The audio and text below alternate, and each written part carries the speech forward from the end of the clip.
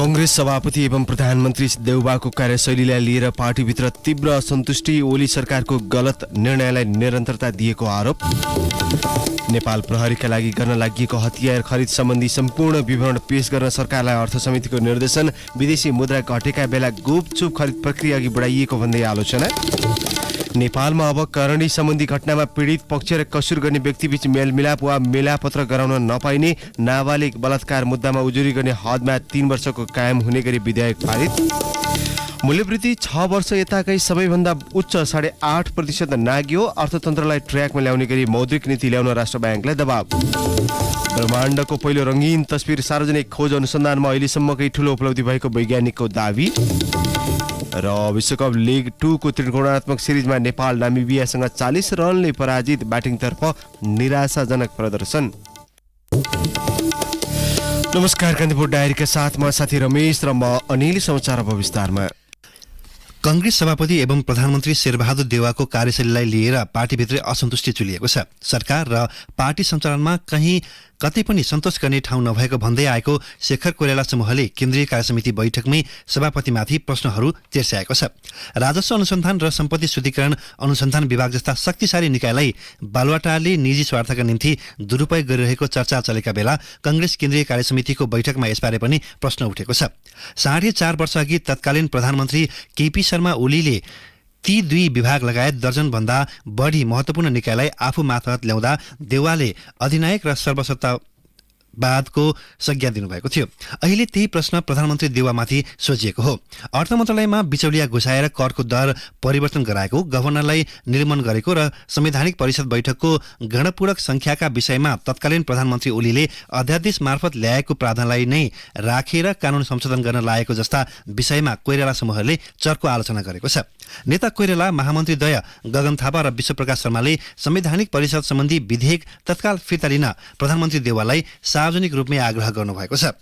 नेता कोइरालाले पार्टीको महाधिवेशनका केन्द्रीय कार्यसमिति बैठकमा आफूमाथि प्रधानमन्त्री देउवाले सुडाकी पठाएर राज्य शक्ति दुरुपयोग गरेको बताउनु भएको छ।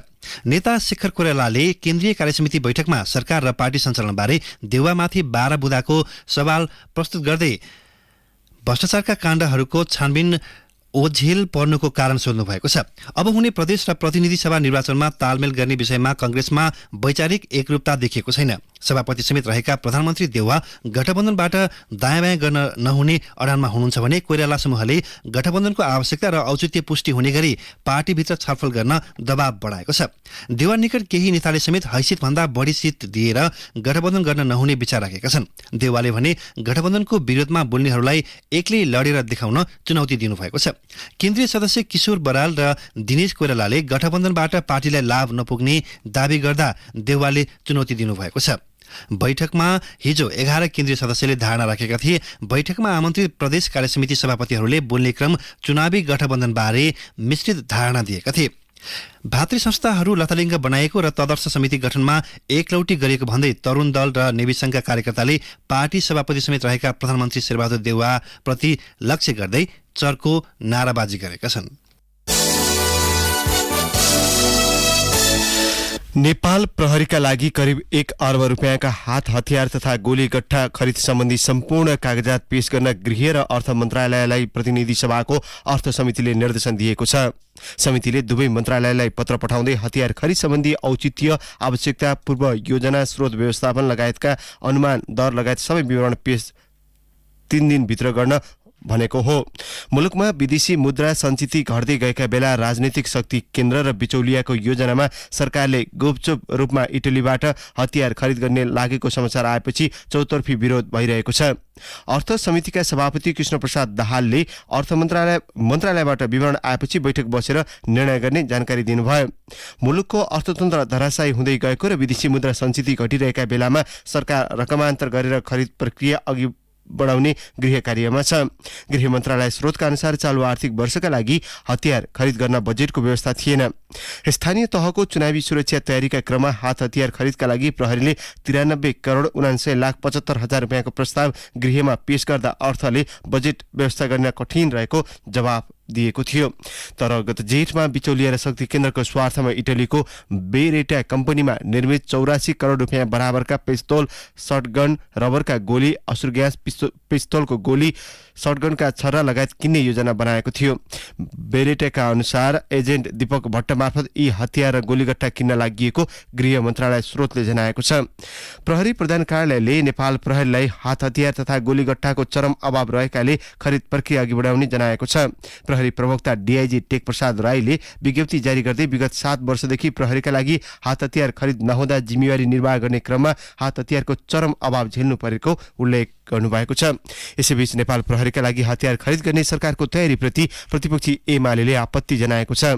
विदेशी मुद्राको सञ्चिति घटेको भन्दै उपभोग्य वस्तुको आयातमा नियन्त्रण गरिएका बेला सरकारले 84 करोड रुपियाँ बराबरको हतियार किन्ने प्रक्रिया थालेपछि प्रतिपक्षी दलले संसदमा विरोध जनाएको हो। प्रतिनिधि सभाको बैठकमा बोल्दै एमाले सांसद नवराज सिलवालले मुलुकको अर्थतन्त्र तहस नहस भएका बेलामा रकमान्तर गरेर हतियार किन्न लागि भन्दै आपत्ति जनाउनु भयो।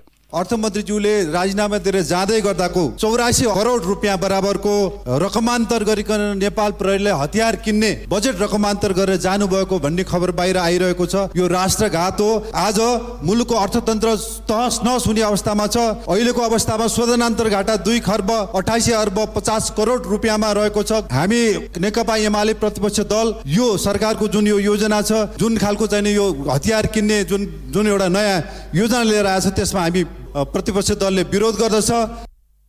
एमाले बिचौलियाको प्रभावमा परेर राजनीतिक नेतृत्वले आर्थिक लाभका लागि हतियार किन्न खोजिएको आरोप लगाएको छ।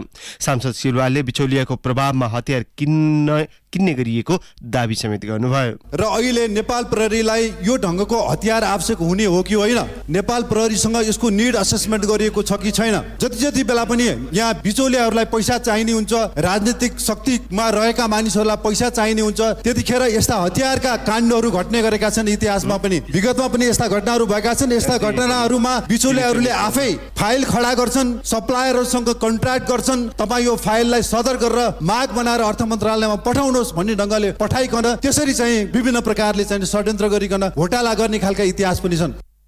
हतियार खरिदका लागि नेपाल प्रहरीले असार भित्रमा प्रतिपत्र खोल्ने तयारी गरेको बताइएको छ।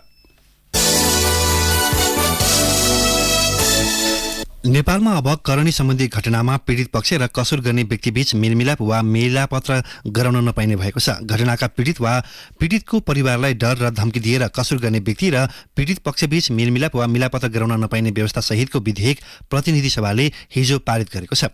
प्रतिनिधि सभाबाट पारित यौन हिंसा विरुद्धको ऐन संशोधन गर्ने विधेयकमा भनिएको छ, करणी सम्बन्धी कसुर भएपछि कसुर गर्ने व्यक्ति र पीडित बीच मेलमिलाप वा मिलापत्र गराउन वा त्यसका लागि दबाब दिन वा प्रभावमा पार्न हुँदैन। त्यस्तै पीडित वा उनीहरूको परिवारलाई कुनै प्रकारको डर धम्की दिई वा करकापमा पारेर कुनै किसिमको लेनदेन गरी वा नगरी त्यस्ता कसुरमा उजुरी नगर्ने र जाहेरी नदिने अवस्था सिर्जना समेत गर्न नपाइने प्रावधान राखिएको छ। त्यस्तै नाबालिग बलात्कार मुद्दामा उजुरी गर्ने हदम्याद 3 वर्षको कायम हुने भएको छ। हाल 18 वर्ष मुनिको नाबालिगले बलात्कार भएको घटनामा बालिग भएको 1 वर्षभित्र उजुरी गर्न मिल्ने व्यवस्था छ। विधेयकले मुलुकी अपराध संहिताको दफा 229 को हदम्याद सम्बन्धी व्यवस्थामा परिमार्जन गर्दै बलात्कार लगायतका यौन हिंसाको घटनामा हदम्याद बढाएको हो। विधेयक मार्फत 18 वर्ष मुनिका नाबालिगको बलात्कार अथवा यौन दुर्व्यवहारको घटना भए बालिग भएको 3 वर्षभित्र उजुरी गर्न मिल्ने गरी हदम्याद कायम गरिएको हो। त्यस्तै 18 देखि 70 वर्ष उमेर समूहमा भएको बलात्कारको घटनामा उजुरीको हदम्याद 2 वर्ष कायम भएको छ। त्यस्तै 70 वर्ष माथिका ज्येष्ठ नागरिक, सुस्त मनस्थिति भएका व्यक्ति र अपाङ्गको हकमा पनि उजुरीको हदम्याद 3 वर्ष कायम भएको छ। सरकारले ल्याएको यौन हिंसा विरुद्धको केही ऐनलाई संशोधन गर्ने सम्बन्धी विधेयकमा प्रतिनिधि सभाको कानून, न्याय तथा मानव अधिकार समितिले संशोधन मार्फत हदम्यादको व्यवस्थामा परिमार्जन गरेको थियो। करणी र बलात्कार लगायत कसुरमा उजुरी दिनका लागि हदम्याद राख्न नहुने भन्दै विधेयकले सो विषयलाई पर्याप्त रूपमा नसमेटेको भन्दै आपत्ति जनाएका छन्। सांसदहरूले उठाएको प्रश्नको जवाब दिँदै कानून मन्त्री गोविन्द शर्मा कोइरालाले हदम्याद लगायत विषयलाई आगामी दिनमा सम्बोधन गरिने बताउनुभयो। केही गम्भीर कुराहरू आएका छन्, यसको अध्ययन सरकारले थालेको छ, त्यो अध्ययन गर्न दिउँ सरकारलाई। अहिले लिगल भ्याकुम नराख्नको लागि यो अध्यादेशको प्रतिस्थापन गर्न आएको विधेयकलाई पास गरौँ। एउटा क्षेत्रमा मात्र होइन, यसको धेरै क्षेत्रमा अध्ययन गरेर सुधार आवश्यक छ। हदम्याददेखि लिएर सबै क्षेत्रमा सुधार आवश्यक छ। क्रिमिनल जस्टिस सिस्टममा सुधार आवश्यक छ। त्यो कुरा गर्नको लागि कानुन आयोगले अध्ययन गरिरहेको छ, त्यसलाई पर्खौँ भनेर निवेदन गरे। पार्टीभित्र विवाद उत्कर्षमा पुगेपछि जसपा अध्यक्ष उपेन्द्र यादव र संघीय परिषद अध्यक्ष बाबुराम भट्टराईले केन्द्रीय कार्यकारिणी समितिको छुट्टा छुट्टै बैठक बोलाउनु भएको छ। यादव पक्षले वीरगञ्ज र भट्टराई पक्षले काठमाडौँमा बैठक बोलाएको हो। यादव र भट्टराई बीच द्वन्द्व बढेपछि पार्टी विभाजनको मुखमा पुगेको छ। दुवै पक्षले आफूले बोलाएको बैठक आधिकारिक भएको दावी गरेका छन्। वरिष्ठ नेता अशोक राई यादव पक्षको बैठकमा सहभागी हुन वीरगञ्ज पुग्नु भएको छ। उहाँले भट्टराई पक्षको बैठक विधान विपरीत रहेको बताउनुभयो।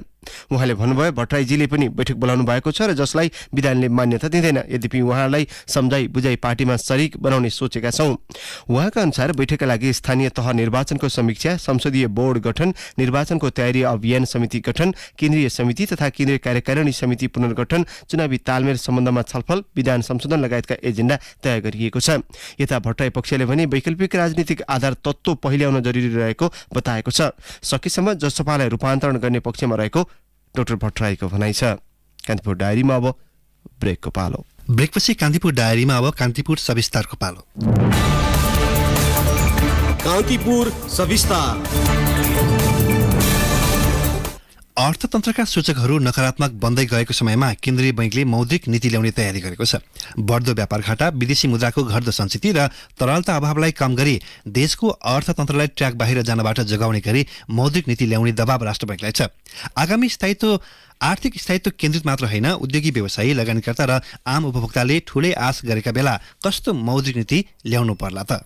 समष्टिगत आर्थिक स्थायित्व कायम गर्दै आर्थिक क्रियाकलापको विस्तार नै केन्द्रीय बैंकले ल्याउने तयारी गरेको मौद्रिक नीतिको प्राथमिकता हुनुपर्छ। अप्ठ्यारो अवस्थामा रहेको अर्थतन्त्रमा वित्तीय स्थायित्व, आगामी वर्षको बजेटमा लक्षित 8% आर्थिक वृद्धि प्राप्तिमा सहयोग पुग्ने र मूल्य वृद्धिलाई वाञ्छित सीमाभित्र राख्नुपर्ने चुनौतीलाई मौद्रिक नीतिले चिर्ने अपेक्षा धेरैको छ। कोरोना महामारीका कारण गएको 2 वर्ष खुकुलो मौद्रिक नीति ल्याएको राष्ट्र बैंकलाई यसपटक कोभिडको संक्रमणकालीन अवस्था सँगै बढ्दो व्यापार घाटा, वैदेशिक मुद्राको सञ्चितिमा आएको व्यापक गिरावटका साथै चुलिदो मूल्य वृद्धि नियन्त्रणमुखी नीति ल्याउने दबाव छ। निजी क्षेत्र भने कोरोना कालमा दिएका सेवा सुविधाको निरन्तरता सहित विस्तारित मौद्रिक नीतिको पक्षमा छ। नेपाल उद्योग वाणिज्य महासंघका अध्यक्ष शेखर गोल्छा जुन 7% मार्जिनको कुरा पनि रहेको छ इम्पोर्टमा, र यो 7% मार्जिन ब्याङ्कहरूको लागि एउटा विन्डफल प्रफिट पनि भएको छ, किनभने त्यो मार्जिन राखेमा कुनै ब्याज पनि पाएको छैनन्। हामीले बाह्य कर्जाहरू लिन सक्यौँ भने अहिले आउने तरलता समस्यालाई धेरै हदसम्म हामीले समाधान पनि गर्न सक्छौँ। तर यसको लागि कन्ट्री रेटिङ एकदमै आवश्यक छ। उत्पादन बढाएर मुलुकको बढ्दो व्यापार घाटा र शोधनान्तर घाटा कम गर्ने नीति आवश्यक रहेको निजी क्षेत्रको ठम्याइ छ। कर्जा निक्षेप अनुपात सीडी रेसियोमा परिमार्जन, स्थानीय तहमा अनुदानका रूपमा जाने रकमलाई निक्षेपका रूपमा अल्पकालका लागि 100% र दीर्घकालीन रूपमा 80% गणना गर्ने व्यवस्थाको निरन्तरता दिने जस्ता सरल उपाय अपनाउन पनि निजी क्षेत्रले माग गरेको छ। नेपाल चेम्बर अफ कमर्सका वरिष्ठ उपाध्यक्ष कमलेश कुमार अग्रवाल मौद्रिक नीतिमा 2% सम्म भनेर 2 करोड रुपियाँसम्मको मात्रै लिमिट थियो। अब सबै नीतिमा, सबै लगानीमा 2% अधिकतम बेस रेट भन्दा माथिको प्रिमियम राख्नु पर्यो। धेरै ब्याङ्कहरूले 5-6% बेस रेटबाट माथि जोडेर लिइरहेको अहिलेको अवस्था छ। नभए लोनै दिँदैन, के गर्ने? आयात नियन्त्रण भन्दा पनि आयात व्यवस्थापनमा जाने। राष्ट्र बैंकले चालु आर्थिक वर्षको मौद्रिक नीतिबाट कर्जा स्रोत परिचालन अनुपात सीसीडी रेसियो खारेज गर्दै 90% कर्जा निक्षेप अनुपात सीडी रेसियो कार्यान्वयनमा लैजाने जनाएको थियो। 90% को सीडी रेसियोलाई 95% पुर्याउनु पर्ने माग बैंक तथा वित्तीय संस्थाहरूले एक स्वरमा उठाएका छन्। यसबाट उपलब्ध हुने स्रोतलाई उत्पादनमूलक क्षेत्रमा लगानी विस्तार गर्नका लागि प्रोत्साहन सहित आवश्यक नीतिगत व्यवस्था गर्नुपर्ने बैंक तथा वित्तीय संस्था परिसंघ नेपाल सिबिफिनका अध्यक्ष पवन गोल्यान बताउँछन्। रेमिटेन्सलाई प्रोडक्टिभ सेक्टरमा र सञ्चितिमा लानुपर्ने हो, यो एउटा ठुलो पोइन्ट हो। अर्को चाहिँ अबको लगानी, यो सीसीडी रेसियोबाट या सीडी रेसियोबाट आउने लगानी चाहिँ प्रोडक्टिभ सेक्टरमा हुनुपर्छ, ट्रेडिङमा चाहिँ रोकिनुपर्छ भन्ने चाहिँ हाम्रो दोस्रो सजेसन हो। र तेस्रो चाहिँ डुअल इन्ट्रेस्ट रेट हुनुपर्छ, जसले चाहिँ प्रोडक्टिभ सेक्टर बाँच्न सकोस्। कोरोना महामारीका बेला दिएको छुट र सहुलियत कटौती गर्दै प्री कोभिडकै अवस्थामा लैजाने तयारीमा केन्द्रीय बैंक छ। कोभिड महामारीका बेला 4% बाट 3% मा कायम गरिएको अनिवार्य नगद मौजदात CRR र वैधानिक तरलता अनुपात LSR बढाउने राष्ट्र ब्याङ्कको तयारी छ। चुनौतीपूर्ण अवस्थामा रहेको अर्थतन्त्रलाई ट्र्याकमा ल्याउने गरी मौद्रिक नीति आउने गभर्नर महाप्रसाद अधिकारी बताउँछन्। इकोनोमी अलिकति असजिलो भएको बेलामा सबै कुरा सहज चाहिँ हुँदैन, तर हाम्रो फोकस के हुनेछ त भन्दा यसले एउटा डिप्राइभ एउटा तल्लो लेभलको भनौँ न एसएमइजहरू सानो उत्पादनहरू कृषि त्यसलाई चाहिँ त्यही कारणले पनि मार पार्नु हुँदैन। राज्यको पोलिसी नर्मली त्यो रहन्छ। बजेटले तय गरेका आर्थिक वृद्धि रोजगारी सिर्जना लगायतका लक्ष्य पूरा गर्न सघाउनु पर्ने दायित्व मौद्रिक नीतिको रहन्छ। तर यसो भनिरहँदा केन्द्रीय ब्याङ्क एक्लैले मात्रै अहिलेको समस्या सम्बोधन गर्न सक्ने अवस्था छैन। बजेटले तय गरेको महत्वाकांक्षी आर्थिक वृद्धि दर हासिल मात्रै होइन, तरलता अभाव, व्यापार घाटा र घट्दो विदेशी विनिमय संस्थितिका बीच आउने मौद्रिक नीतितिर यसपटक सबैले नजर लगाएर बसेका छन्। मुलुकको आर्थिक अवस्थाले माग गरे जस्तो कसिलो नीति आउँछ कि व्यवसायीले भने जस्तो खुकुलो, त्यो हेर्न बाँकी नै छ। रेडियो कान्तिपुरका लागि केसु लामिछाने। कान्तिपुर सविस्तार।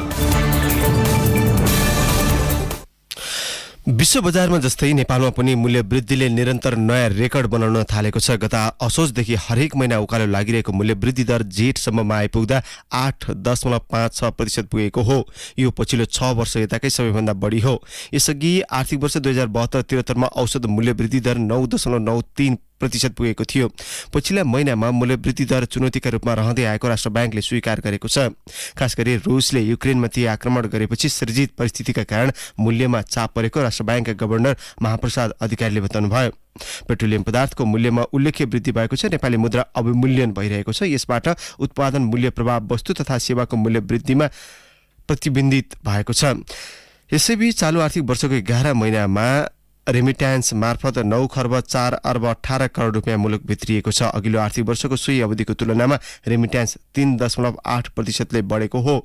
अघिल्लो वर्षको सोही अवधिमा रेमिट्यान्स आफ्नो 12.6% बढेको छ। मुलुकको शोधनान्तर स्थिति गत जेठमा करिब 2 खर्ब 70 अर्ब रुपियाँले घाटामा छ। गत आर्थिक वर्षको जेठमा यस्तो सूचक 15 अर्ब 15 करोड रुपियाँले घाटामा थियो। यस्तै गत जेठसम्म मुलुकको कुल विदेशी विनिमय सञ्चित 11 खर्ब 76 अर्ब 84 करोड रुपियाँ पुगेको छ। गत असारको तुलनामा यो करिब 16%ले घटेको हो।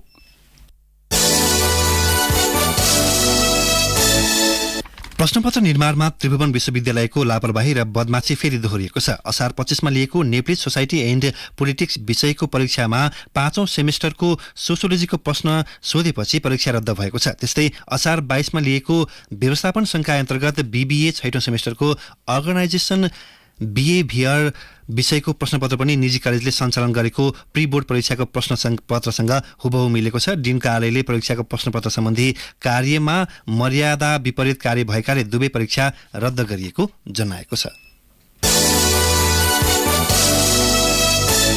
नेपाल भ्रमणमा रहेका चिनिया कम्युनिस्ट पार्टी CPC का विदेश विभाग प्रमुख लिउ जियानचाओले माओवादी केन्द्रका अध्यक्ष पुष्पकमल दाहाललाई भेटेर 6वटा सन्देश प्रवाह गर्नुभएको छ।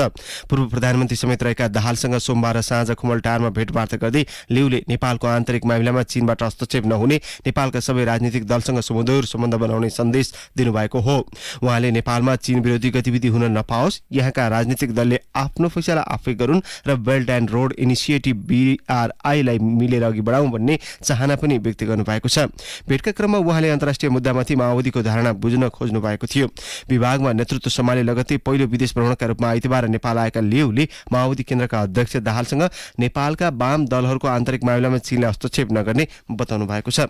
यसैबीच माओवादी केन्द्रका अध्यक्ष दाहालले नेपाललाई belt and road initiative BRI परियोजना अन्तर्गत अनुदानमा एउटा आयोजना दिएर चीनले राम्रो सन्देश प्रवाह गर्नुपर्ने चिनिया नेता लिउलाई सन्देश दिनुभएको छ। कान्तिपुर डायरीमा पुनः ब्रेकको पालो। ब्रेकपछि कान्तिपुर डायरीमा अब आर्थिक प्रसङ्ग। नेपाल स्थित चिनिया लगानीकर्ता र ठेकेदार जोडिएका आयोजनामा भारतले विस्फोटक पदार्थ दिन छाडेको छ। सडक, जलविद्युत तथा सुरुङ आयोजना निर्माणका क्रममा प्रयोग हुने विस्फोटक सामग्री नआउँदा केही आयोजनामा काम रोकिने अवस्थामा पुगेका छन्। विस्फोटक सामग्री नपाउँदा धेरै जलविद्युत र सडकमा आयोजनाका काम प्रभावित भएका छन्। मध्य तमोर, रसुवा, भोटेकोसी, सामजन खोला र नीलगिरी जलविद्युत आयोजनाको काममा बढी असर परेको छ। चीनको सीमा नजिक भएका कारण किमाथाङका जलविद्युत आयोजनामा पनि भारतले विस्फोटक पदार्थ दिन आनाकानी गरिरहेको छ। भारत सरकार अन्तर्गत पेट्रोलियम तथा सुरक्षा संगठनले गत अप्रिल 13 मा नेपालका सम्बन्धित निकायलाई पत्राचार गर्दै विस्फोटक सामग्रीमा रोक लगाएको जनाएको थियो। त्यसको एक सातापछि अप्रिल 19 मा निर्यात खुला गरिएको जानकारी सहित भारतले अर्को पत्र पठायो, तर त्यस यता सहज आपूर्ति हुन नसकेको विस्फोटक आपूर्तिकर्ता र विकास आयोजना प्रवर्धकको भनाइ छ। कान्तिपुर डायरीमा अब अन्तर्राष्ट्रिय प्रसङ्ग ब्रह्माण्डको पहिलो रङ्गीन तस्विर सार्वजनिक भएको छ। नासाका वैज्ञानिकले खिचेको सो तस्विर अमेरिकाका राष्ट्रपति जो बाइडेनले सार्वजनिक गर्नुभयो। तस्विरमा प्रष्ट रूपमा ब्रह्माण्डलाई देख्न सकिने जनाइएको छ। ब्रह्माण्डको एक अर्को ग्रहबाट निस्किएका प्रकाशहरू समेत देखिने भएकाले हालसम्मको अनुसन्धानमै ठूलो सफलता भएको वैज्ञानिकले दावी गरेका छन्। जेम्स वेब स्पेस टेलिस्कोपबाट सो तस्विर खिचिएको बीबीसीले उल्लेख गरेको छ। तस्विर सार्वजनिक भएसँगै ब्रह्माण्डको वास्तविक आकारबारे बुझ्ने वर्षौंदेखिको प्रयास सार्थक भएको दावी गरिएको छ। तस्विर सार्वजनिक गर्दै राष्ट्रपति बाइडेनले अमेरिकाले ठूलो काम गर्न सक्छ भन्ने प्रमाणित भएको बताउनुभयो। विशेष गरी बालबालिकाहरूमा अमेरिकी क्षमता पुष्टि भएको राष्ट्रपति बाइडेनको भनाइ छ। अब खेल प्रसङ्ग ब्याटिङमा पुनः अर्को निराशाजनक प्रदर्शनपछि नेपालले नामिबियासँग 21 वर्ष यता पहिलो हार बेहोरेको छ। नामिबियाले आइसिसी विश्वकप लिग 2 क्रिकेटमा हिजो नेपाललाई 40 रनले पराजित गर्यो। टस जितेर ब्याटिङमा आएको नामिबियालाई नेपालले 47.3 ओभरमा 220 रनमै अल आउट गरेको थियो। आरिफ शेखले अर्धशतक बनाए पनि नेपालले 46.5 ओभरमा 180 रनमै अल आउट भयो। यस विजयपछि नेपाललाई उसिन्दै नामिबिया लिग 2 को 5औं स्थानमा उक्लिएको छ। नेपाल 17 खेलमा 15 अङ्क लिएर 7 राष्ट्र सहभागी लिग 2 को 6औं स्थानमा झरेको छ।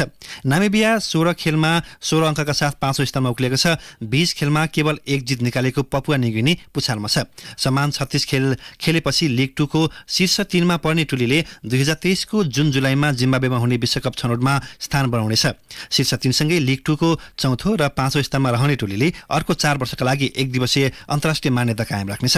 सन् 2001 मा क्यानाडामा भएको आइसिसी ट्रफीमा पहिलो पल्ट यी दुई टोली आम्ने सामने हुँदा नामिबियाले नेपाललाई पराजित गरेको थियो। त्यस यता यी दुई टोली 2015 मा एकैपटक खेलेका थिए। त्यसमा नेपालले नामिबिया विरुद्ध सबै 4 एकदिवसीय खेल जितेको थियो।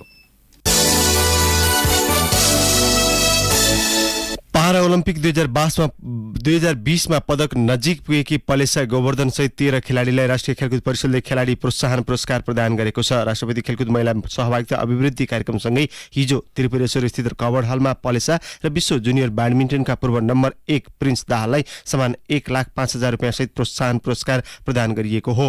यस्तै पारा तेक्वान्दोकी सिर्जना घिसिङ तथा बक्सिङका नरिका राई, स्वस्तिका तिरुवा र छिरिङ शेर्पाले 1-1 लाखको प्रोत्साहन पुरस्कार प्राप्त गरेका छन्। एथलेटिक्सका राजपुरा पछाई र पुष्पा भण्डारी, राष्ट्रिय भलिबल टिमकी कप्तान अरुणा साई, ट्रायथलनका सोनी गुरुङ र वसन्त थारू तथा पारा तेक्वान्दोका रञ्जना धामी र विशाल गर्बुजाले पनि प्रोत्साहन पुरस्कार प्राप्त गरेका छन्। उनीहरूले जनै 50,000 रुपियाँ प्राप्त गरे। अब मौसम सम्बन्धी जानकारी। काठमाडौँ उपत्यका सहित देशभर आंशिकदेखि सामान्य बदली हुने जल तथा मौसम विज्ञान विभागले जनाएको छ। प्रदेश 1 गण्डकी प्रदेश, लुम्बिनी र सुदूरपश्चिम प्रदेशका केही स्थानमा भारी वर्षाको सम्भावना रहेको पनि विभागको अनुमान छ। केही बेर अघि 22 डिग्री सेल्सियस मापन गरिएको काठमाडौँ उपत्यकाको अधिकतम तापमान आज 29 डिग्री सेल्सियससम्म पुग्नेछ। सूर्योदय बिहान 5:17 भयो भने सूर्यास्त भरे साँझ 7:02 हुनेछ। हवस्, नै प्रसङ्गसहित कान्तिपुर डायरीको यो बुलेटिन अहिलेलाई यहीँ सकिन्छ। साथी रमेश र म अनिल विदा माग्छौँ। नमस्कार।